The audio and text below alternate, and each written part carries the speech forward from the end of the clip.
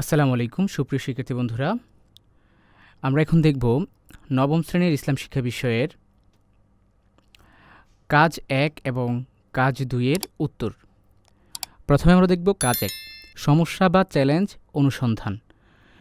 এখানে দুটো প্রশ্ন হচ্ছে, তুমি যে এলাকায় বসবাস করো সেই এলাকার বিভিন্ন সমস্যা বা চ্যালেঞ্জগুলোর সামাজিক সমস্যা তালিকা করো। এরপর তোমার একজন সহপাঠীর কাছ থেকে জেনে নাও সে কী কী সমস্যা বা চ্যালেঞ্জ খুঁজে পেল। এটার একটা নমুনা চক আমরা দেখব। নমুনা চকটি কেমন? নমুনা চকটি হচ্ছে, আমি যা খুঁজে পেলাম, আমার বন্ধু যা খুঁজে পেল। আমি যা খুঁজে পেলাম, ১ নম্বর হচ্ছে ধূমপান, ২ নম্বর হচ্ছে কিশোর গ্যাং, ৩ নম্বর হচ্ছে দরিদ্রতা, ৪ নম্বর হচ্ছে ইফটিজিং, ৫ নম্বর হচ্ছে শিক্ষার অভাব। প্রথম বন্ধু যা খুঁজে পেল, ১ নম্বর হচ্ছে মাদকদ্রব্য, ২ নম্বর হচ্ছে যৌতুক, ৩ নম্বর হচ্ছে স্ত্রীকে প্রহার, ৪ নম্বর হচ্ছে শিশুশ্রম, ৫ নম্বর হচ্ছে মোবাইলে আসক্ত। এ হচ্ছে কাজ ১ এর উত্তর। এবার আমরা দেখব কাজ ২ এর উত্তর। সমাধানযোগ্য সমস্যা নির্বাচন ও পরিকল্পনা প্রণয়ন। তোমার এলাকার বিভিন্ন সামাজিক সমস্যা খুঁজে পেয়েছ। এবার ৪ জন সহপাঠী আলোচনা করে কাজ ১ এর তালিকা হতে একটি সমস্যা নির্বাচন করো, যে সমস্যাটি সমাধান করা তোমার পক্ষে সম্ভব হবে। ৪ জন বন্ধু আলোচনা করে যে সমস্যাটি নির্বাচন করা হলো তা হলো ইফটিজিং।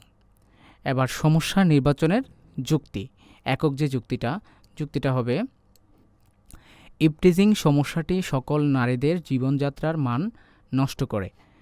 এতে করে নারীদের শিক্ষার মান কমে যায়, নারীদের শিক্ষার প্রতি মনোযোগ নষ্ট হয়।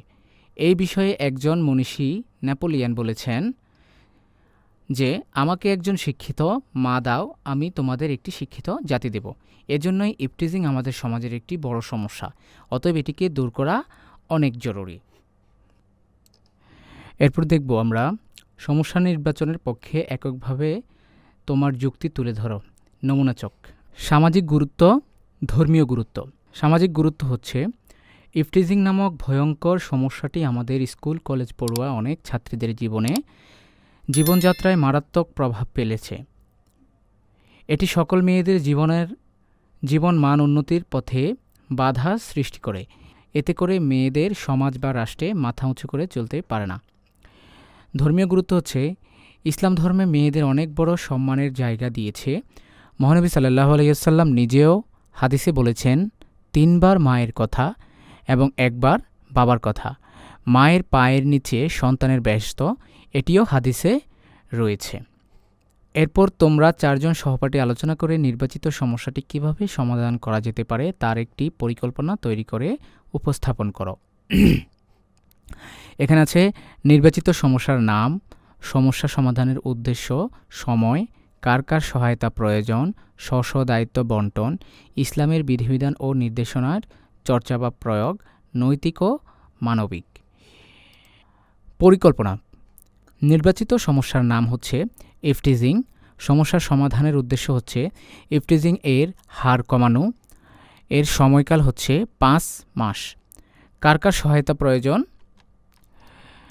১ নম্বর হচ্ছে বিদ্যালয়ের শিক্ষক, ২ নম্বর হচ্ছে স্থানীয় মসজিদের ইমাম, ৩ নম্বর হচ্ছে সমাজের নেতৃত্বস্থানীয় ব্যক্তি। স্ব দায়িত্ব বন্টন। বিদ্যালয়ের শিক্ষকদের দায়িত্ব হচ্ছে, শিক্ষকদের দায়িত্ব ছাত্রদের মাঝে এর সচেতনতা বাড়ানো। ইমামের দায়িত্ব হচ্ছে ইফটিজিং বিষয়ক ইসলামের দিক নির্দেশনা নামাজে আলোচনা করা। নেতৃত্বস্থানীয় ব্যক্তির দায়িত্ব হচ্ছে প্রচার ও অনুপ্রেরণা প্রদান করা। ইসলামের বিধিবিধান ও নির্দেশনার চর্চা বা প্রয়োগ। ইসলামে নারীদের নিরাপত্তা ও সম্মান দেওয়ার প্রতি নির্দেশনা আছে। নৈতিক ও মানবিক। সুস্থ সুন্দর সমাজ বিনির্মাণে নারীদের অধিকার রক্ষা ও তাদের নিরাপত্তা নিশ্চিত করা নৈতিক ও মানবিক দায়িত্ব। সুপ্রিয় শিক্ষার্থী বন্ধুরা, এ হচ্ছে আমাদের কাজ ১ ও ২ এর সমাধান।